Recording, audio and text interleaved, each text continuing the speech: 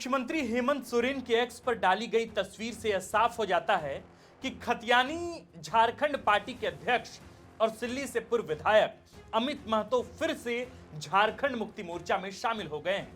हेमंत सोरेन की तस्वीर देखने में बिल्कुल हाल की लगती है, शायद तस्वीर पोस्ट होने से महज कुछ देर पहले की, क्योंकि हेमंत सोरेन की दाढ़ी अभी जितनी ही बढ़ी है, अमित महतो के कंधे पर झारखंड मुक्ति मोर्चा का पट्टा है। मुख्यमंत्री ने लिखा है कि सिल्ली के पूर्व विधायक और जुझारू युवा नेता अमित महतो का झारखंड मुक्ति मोर्चा परिवार में पुनः स्वागत है। लड़ जाओ, भिड़ जाओ, जीतेगा झारखंड। इस तरह लगभग 2.5 सालों बाद और झारखंड विधानसभा चुनाव के ठीक पहले अमित महतो झारखंड मुक्ति मोर्चा में शामिल हो गए, जिसका अर्थ है कि उनकी पार्टी का विधिवत विलय झारखंड मुक्ति मोर्चा में हो जाएगा।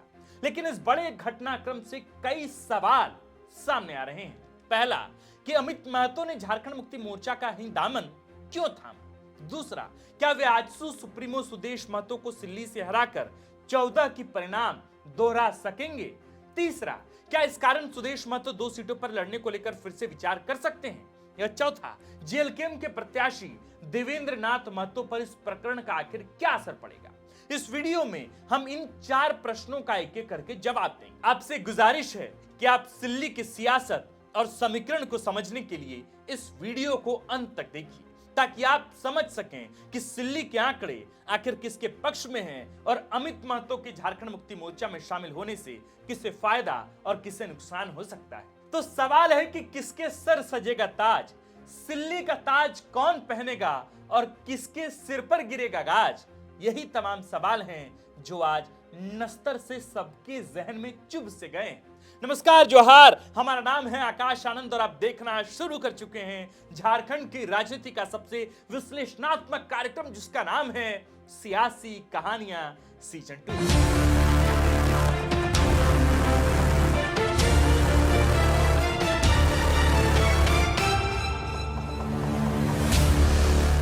शुरुआत सबसे पहले सवाल से करते हैं। अमित महतो ने झारखंड मुक्ति मोर्चा का दामन आखिर क्यों थामा? देखिए, अमित महतो ने झारखंड मुक्ति मोर्चा से अलग होने का फैसला स्थानीयता के मुद्दे पर पार्टी से नाराज होकर लिया। उन्होंने 1932 के खतियान आधारित स्थानीय नीति की मांग को लेकर 2022 में झारखंड मुक्ति मोर्चा को अल्टीमेटम तक दे दिया था कि अगर झारखंड सरकार उनकी बात नहीं मानती है तो वे पार्टी तक से इस्तीफा दे देंगे। इसके बाद 20 फरवरी 2022 को अमित महतो ने अपनी पत्नी के साथ पार्टी छोड़ दी, यानी कि झारखंड मुक्ति मोर्चा को गुड बाय कह दिया। बाद में उन्होंने पूर्व शिक्षा मंत्री गीता श्री उरांव और कुछ अन्य नेताओं के साथ मिलकर खतियानी झारखंड पार्टी की स्थापना कर दी। बाद में गीता श्री उरांव उनसे अलग हो गई।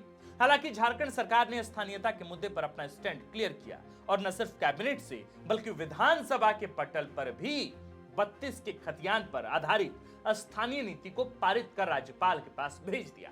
लेकिन राज्यपाल 2 बार उसे बिना हस्ताक्षर किए लौटा चुके हैं, यानी कि जिस मांग को लेकर अमित महतो ने पार्टी छोड़ी थी वह मांग सरकार ने बाद में ही सही लेकिन पूरा तो किया। इस तरह अमित महतो की नाराजगी भी झारखंड मुक्ति मोर्चा से नहीं रही, यानी कि अमित महतो के पास अपने समर्थकों को कहने के लिए एक वाजिब और कारगर जवाब तो है। लेकिन इसका दूसरा पहलू यह भी है दोस्तों कि अमित महतो 2.5 साल में समझ चुके थे कि बिना किसी बड़े सिंबल के वे भले ही विधायक बन भी जाएं, लेकिन राजनीति में लंबी पारी नहीं खेली जा सकती। ऐसे में वे अपने लिए नया विकल्प तलाश कर रहे थे।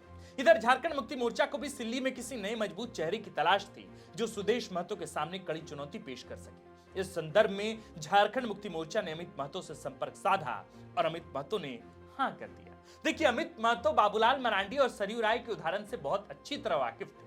अकेले अपने दम पर बहुत दिनों तक राजनीति में सरवाइव नहीं किया जा सकता। भाजपा में वे जाते भी तो सिल्ली से उन्हें जगह मिलती नहीं, क्योंकि यह सीट आजसू के पास जानी ही थी। कांग्रेस के पास भी यह सीट नहीं जाती। ऐसे में झारखंड मुक्ति मोर्चा के अलावा कोई दूसरा ठोस विकल्प अब दिख ही नहीं रहा था।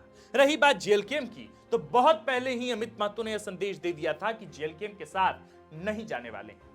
यह भी बात गौर करने वाली बात है कि अमित महतो पहले झारखंड मुक्ति मोर्चा में थे और पार्टी के क्रियाकलाप से वाकिफ हैं, और इसके साथ साथ कैडर में भी उनकी ठीक ठाक पकड़ होगी ही। तो अब देखना होगा कि वे चुनाव किस तरह से सिल्ली में प्रभावित करते हैं।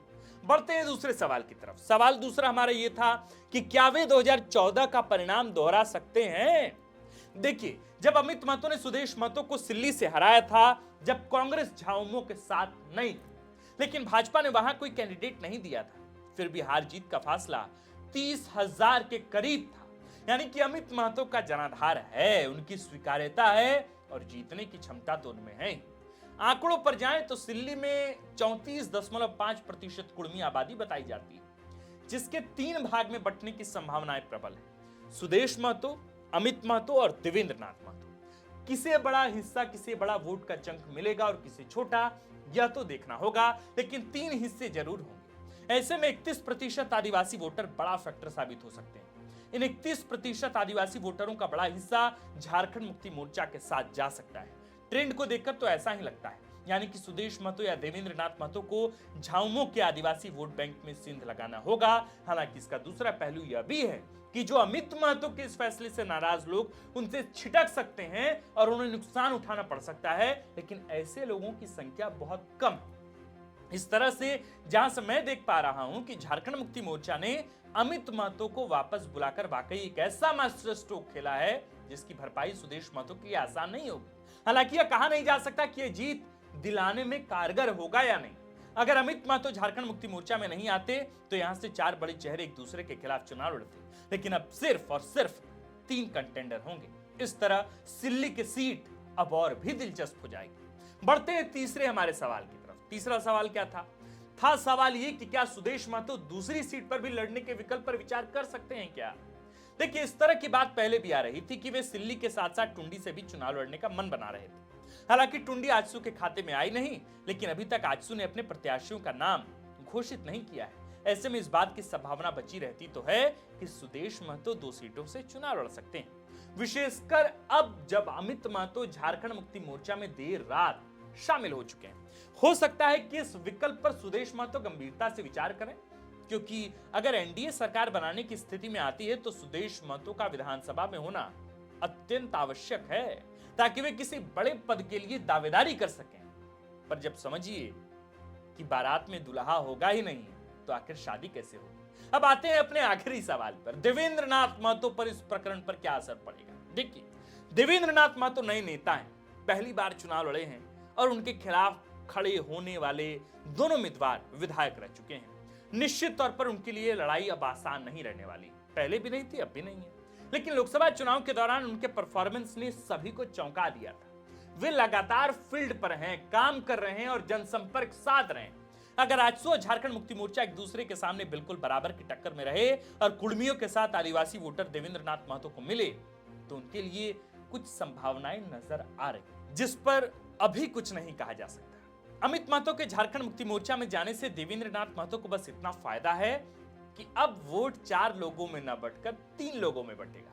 कुल मिलाकर अमित महतो के झारखंड मुक्ति मोर्चा में आ जाने से सुदेश महतो के लिए परेशानी तो दोस्तों पड़ गई।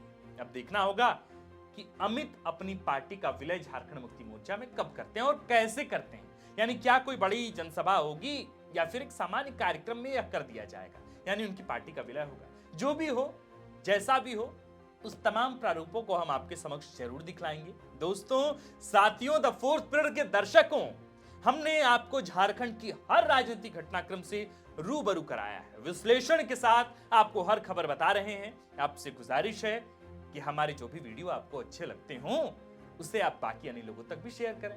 इससे हम और भी, हमारा पूरा परिवार भी और हमारा कंधा भी बहुत मजबूत होगा। यह विश्लेषण आपको कैसा लगा, हमें कमेंट कर जरूर बताएं। देखिए, द फोर्थ पिलर में पर्दे के पीछे से भी कई लोग हैं जो बस इसलिए हम लोगों के साथ हैं, द फोर्थ पिलर की टीम के साथ हैं, क्योंकि उनको लगता है कि हमारे में संभावनाएं हैं भविष्य को लेकर, और उनको पता है कि जो क्वालिटी, जो स्टैंडर्ड, जिस तरह के रिसर्च, जिस तरह के स्क्रिप्टिंग द फोर्थ पिलर में हमारी प्राथमिकता में होती है, वैसे कई शोधार्थी, कई लोग, जिनमें प्रबल नाम तो विवेक आर्यन का है, वे भी पर्दे के पीछे से रात भर जगकर हमारे लिए स्क्रिप्ट राइटिंग करते हैं, रिसर्च का काम करते हैं। तो तमाम दर्शकों का बहुत बहुत शुक्रिया कि हम मेहनत कर सकते हैं आपकी बदौलत। तमाम दर्शकों का इसलिए बहुत शुक्रिया क्योंकि हमारा परिवार अब आने वाले 24 घंटे के अंदर 1 लाख लोगों का परिवार हो जाएगा। हमारे लिए बिल्कुल ये बहुत इमोशनल मामला है, इमोशनल वाला मामला है, लेकिन आप दर्शकों के लिए भी इतना ही इमोशनल मामला होगा, क्योंकि मैं जानता हूं कि मुझे देखने वाले, द फोर्थ पिलर को देखने वाले, हमारे तमाम टीम के वीडियोस को देखने वाले कई दर्शक ऐसे हैं जिन्होंने हमें 1 सब्सक्राइबर के बाद से सब्सक्राइब किया था। तो बहुत लंबा सफर हुआ, 1 साल 4-5 महीने के आसपास का, और इस दौरान हम लोग 1 लाख सब्सक्राइबर तक पहुंच रहे हैं। परिवार बड़ा हो रहा है, विस्तृत हो रहा है, तो जिम्मेदारी भी अधिक है। बाकी अगर आपको लगता हो कि सिल्ली विधानसभा सीट पर जो नए समीकरण रात के बाद बने हैं, हालिया घटनाक्रम के बाद बने हैं, उस घटनाक्रम पर अगर सही, सटीक और विस्तृत आंकड़ा हमने पेश किया हो, सही तस्वीर आपको दिखाई हो, तो इस वीडियो को अन्य लोगों तक शेयर कीजिए। हमारा नाम आकाश आनंद है, कैमरे के पीछे है नीरज, और आप देख रहे थे द फोर्थ पिलर का अब पुराना और सबसे चर्चित कार्यक्रम सियासी कहानियां सीजन 2।